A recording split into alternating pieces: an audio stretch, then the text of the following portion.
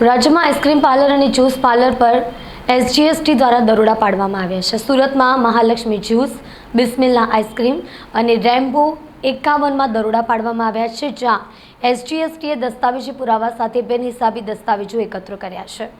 રાજ્યમાં ice cream parlour અને juice parlour પર એસજીએસટી દ્વારા દરોડા પાડવામાં આવ્યા હતા। એસજીએસટી દ્વારા અમદાવાદ, રાજકોટ અને સુરતમાં મોટા ટર્નઓવર ધરાવતા 24 આઈસ્ક્રીમ પાર્લર, 47 જ્યુસ પાર્લર અને પર દરોડા પાડવામાં આવ્યા હતા, જેમાં મોટાભાગના આઈસ્ક્રીમ પાર્લર અને જ્યુસ પાર્લરમાં ગેરરીતિ સામે આવી હતી।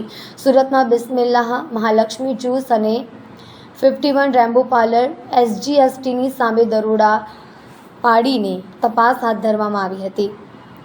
રાજકોટના અતુલ આઈસ્ક્રીમ પાર્લરમાં એસજીએસટીની ટીમે તપાસ હાથ ધરી હતી। એસજીએસટીની ટીમ દ્વારા તપાસ હાથ ધરવામાં આવતા આઈસ્ક્રીમ અને જ્યુસના વેપારીઓમાં ફફડાટ ફેલાયો હતો।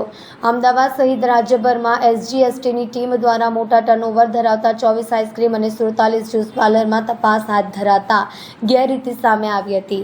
એસજીએસટીની ટીમ 40 કરોડથી વધુની કરચોરી ઝડપી પાડી કાયદેસરની કાર્યવાહી હાથ ધરી છે।